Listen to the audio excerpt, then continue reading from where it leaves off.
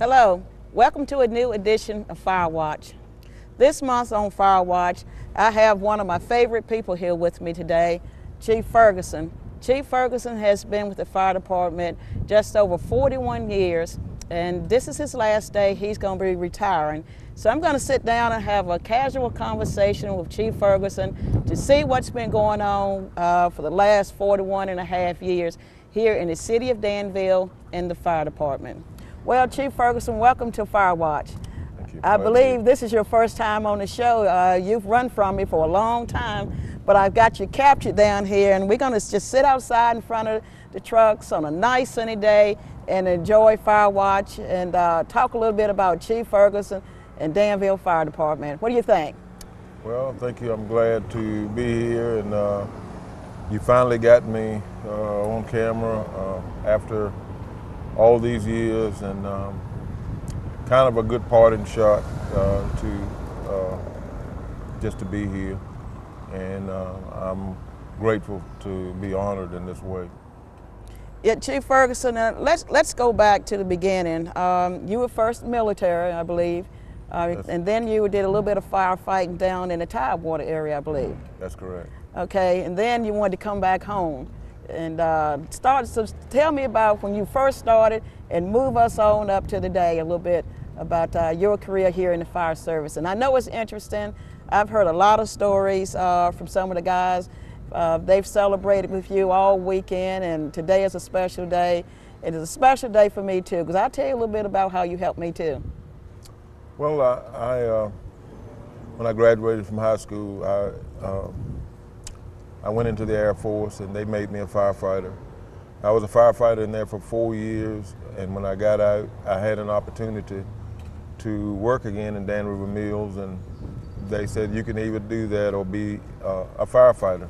So I decided to be a firefighter, and I got a job with the Civil Service at Fort Lee Military Post down in Petersburg, Virginia, and I was there a year. And I was fortunate enough to get hired here in Danville in 1973. And at the time I was at Fort Lee, I was the first minority that they had ever hired. And so when I left there and I came here, I was the first that they hired here also. And when I was hired at the City Hall in the Deputy City Manager's office with Chief Bray, and the Deputy City Manager at that time was Mr. Mitchell. And they asked me why did I want to come back to Danville when I was making more money down there, and I told them I wanted to just come home. So they told me what the requirements were, and I told them that I would honor their requirements, and they told me I was hired. So I came here in October of 1973. And on my second day here, we were washing trucks out front. My first day was kind of quiet. My second day, we were washing trucks out front. And back then, we used the big rubber booster line hose to wash the trucks with. And I was going around one of the fire trucks, and I tripped over the hose. And when I tripped over the hose, I got all of the guys wet. And they all laughed, and we all laughed. And Robert Anderson we know him as Bob Anderson. He was actually a firefighter then. He was our cook, and he said that you done broke the ice. And so from that point on, I just fell right in where I was needed and used.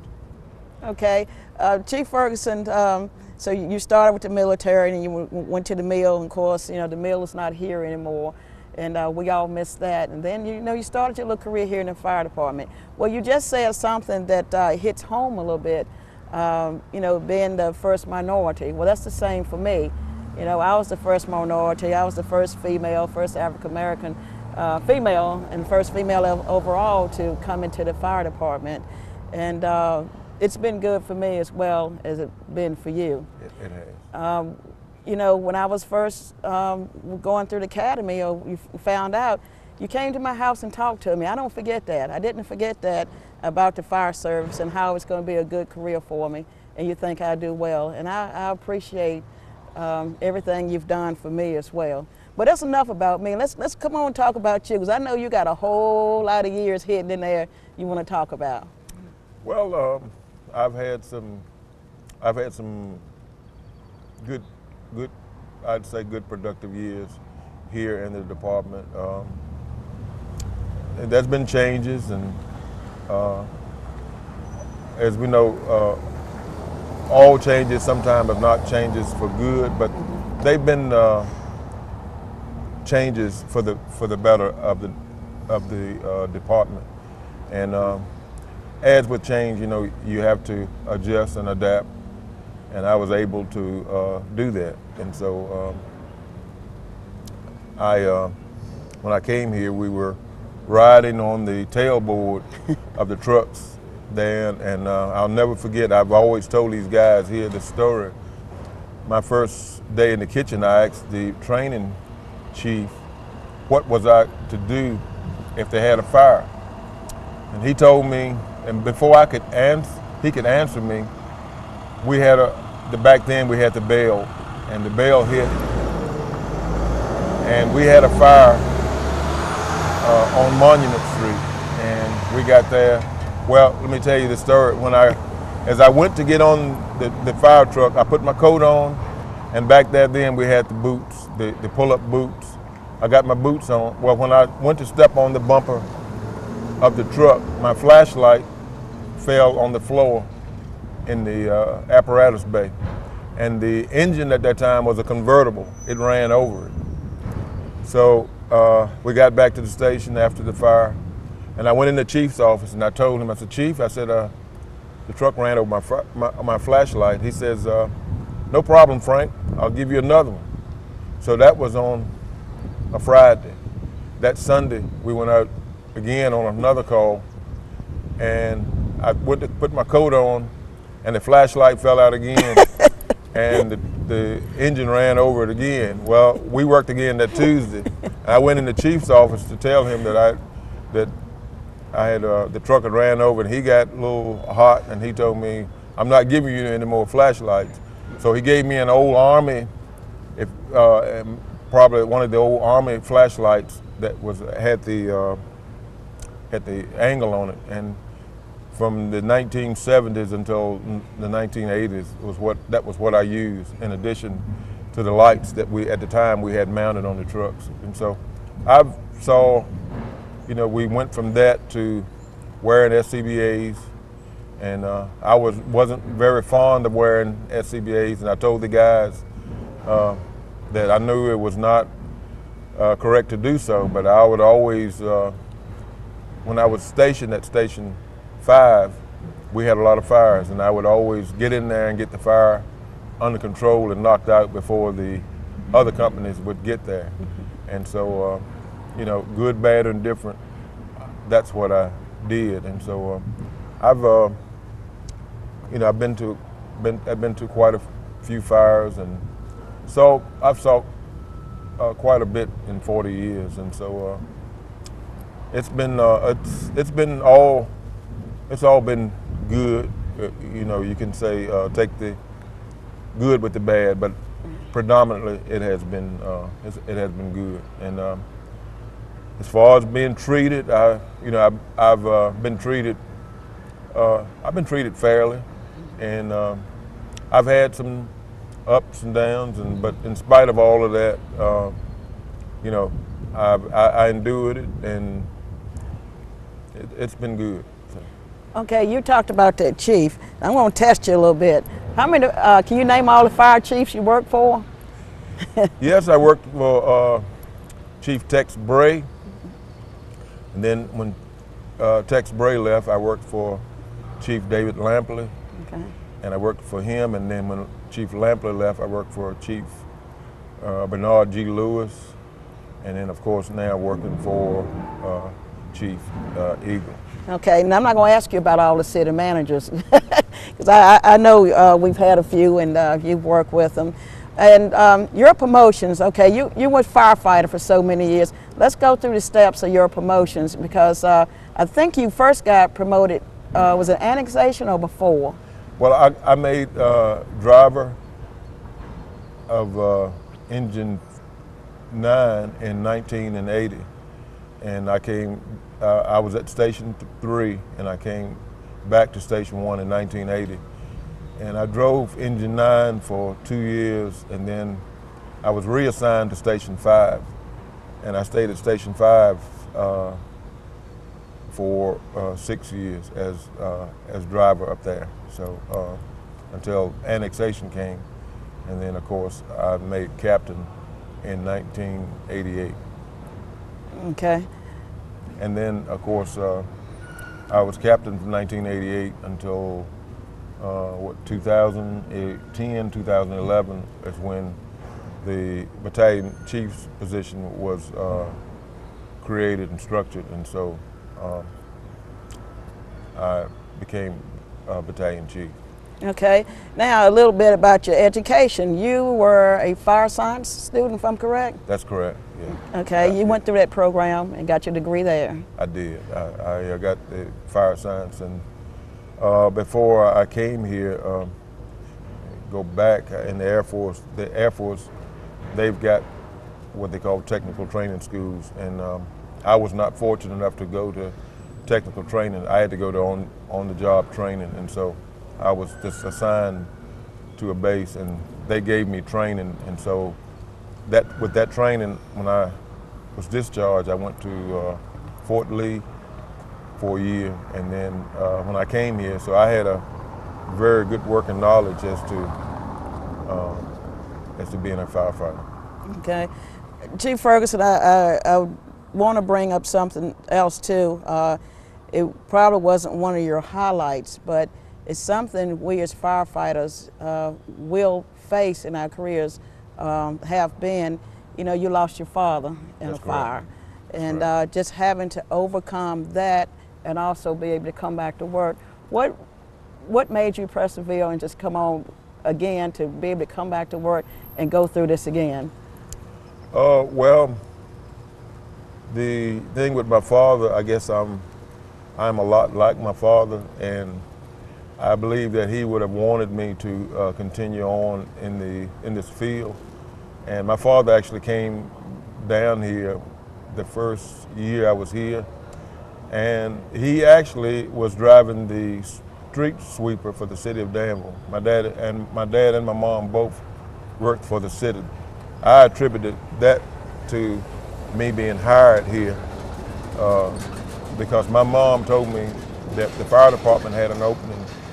She saw it on the board. My mom was a night maid up at City Hall. She told me that they had an opening and that I need to come home and apply for it, and so that's what I did. And so, but upon his death, that was tragic for me, but yet, you know, I don't know, I've always had this thing to, you know, didn't stay down, I got back up. And the same thing that happened I lost one of my sisters about 4 or 5 years ago, and it hurt me to my heart when that happened. But here again, you know, you got to persevere and you got to go on.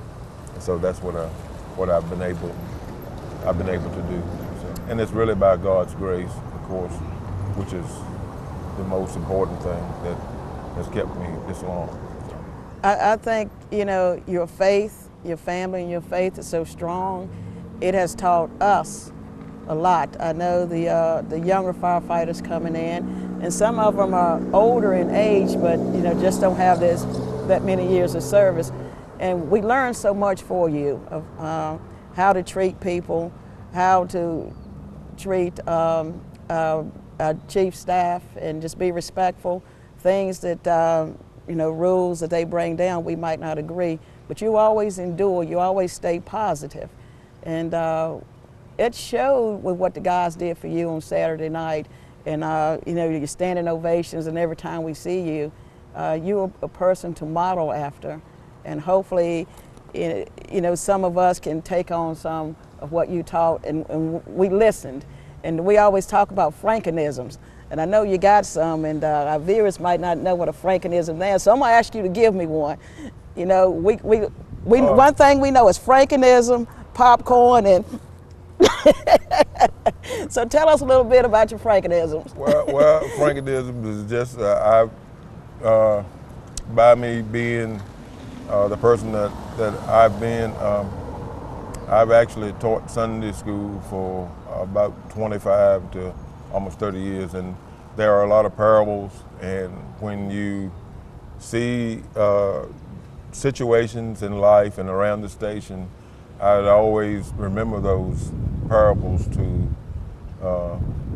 put in those situations, and people have often laughed, you know, at the parables and parables are nothing but just, you know, they real life situations which you put it to biblical principles, and that's what I was able to do, you know, and we laugh about it, and I've always tried to keep that on the forefront. And yes, I've liked popcorn in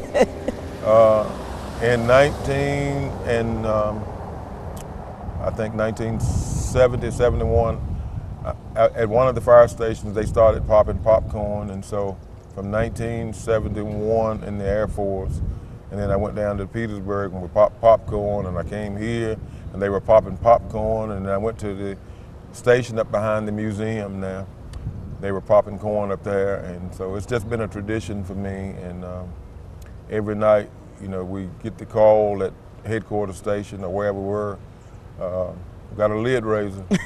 Everybody come on in, we got a lid raiser, and so everybody would come in and we'd enjoy popcorn, and we'd sit, and one of the firefighters, Lieutenant King, me and him we always sat in that night and eat corn, and I would get me a Mountain Dew, and he says, "You gonna get that Mountain Dew? You gonna be up? You know, so you gonna be up all night?" And I said, "Yeah."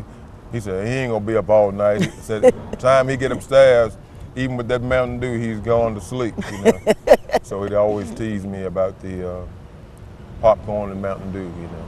Yeah, I remember one of the new guys coming in. This is when I came in annexation. You sent him out to get some popcorn, and he went up there and bought some little cheap popcorn. Oh no, this ain't gonna work. You're just not gonna make a lid raiser. And I believe the other ships are popping popcorn now. They are. I come down here at night and there's a big thing of popcorn in there, and I get me some and going out the door. Yeah. So I expect you're gonna get your last lid raiser down here tonight, and I hope it's a good one. And we've enjoyed you, Chief Ferguson, and you know the doors are always open. Thank and you. When we do our new station, the opening, I hope you're going to come back and visit with us and see us. And you know we'll be calling on you probably for some wisdom and Frankenisms. You know, when the dog is on the porch and they get up and run around the back and go up under the house, you know what that means, don't you? And so you think about it. You know that dog don't want to hear what's going on. He wants to get away. That's so they do make sense, and we're going to miss them. And I just want to tell you that we love you. And you know, I can't think of a better person to be around and want to pattern myself afterwards. I hope that I can do things right and be a good leader just as you are. Well, thank you. Thank you. I appreciate that.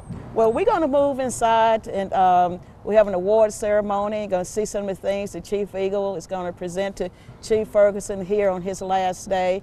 So if you want to see Chief Ferguson, call us. We'll find him somewhere. He's a great guy to be around. A very positive inspiration, a good, faithful, God-fearing man. So let's move inside and see what's going on within the station. And that's all of our service awards, with the exception of one. And I saved the best for last. And today we have Chief Ferguson. As I said, he has been a tremendous asset to this department, to me personally, and I'm proud to have worked with you. And we've got a service award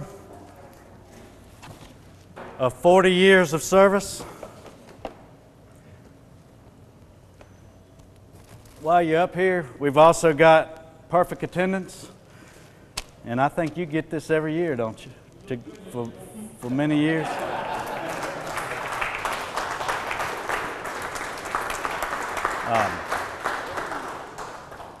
As y'all know, today's Chief Ferguson's last day, and his last tour of duty. And with that, I've got for your certificate of recognition from the City of Danville, 41 years of service. And then also, we give you your helmet for the many years, as well as your badge. And I think they gave you your badge the other night. And with that, I appreciate all that you've done, the dedication that you've had, the great experience, and all the good parables and stories over the years. You'll never be forgotten, and you'll always be part of us. And I'm proud to work with you. And we wish you, all of us wish you the absolute best. And your family. We have your family here, and we know behind every great man is a great woman and a great support group. And you speak very highly of your family. You've always told me about them, and anyway, I've enjoyed your stories and your family and getting to know you, and we wish you the best. So, thank you.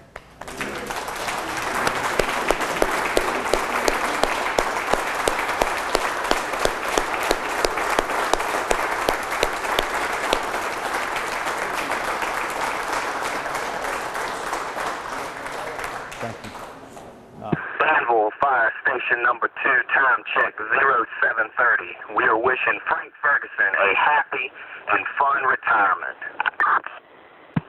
Station 3 to Chief Ferguson. You've earned it after 41 years. I hope each day holds more blessings than the day before. Enjoy. Thanks from 4C. Station 5C to Chief Ferguson. Thank you for all the memories, the leadership, the guidance, and most of all for the friendship. Hope you enjoy your retirement. We love you, Chief. Congratulations from Station 6C. God bless you and your family. We wish you well. Congratulations from Station 7C.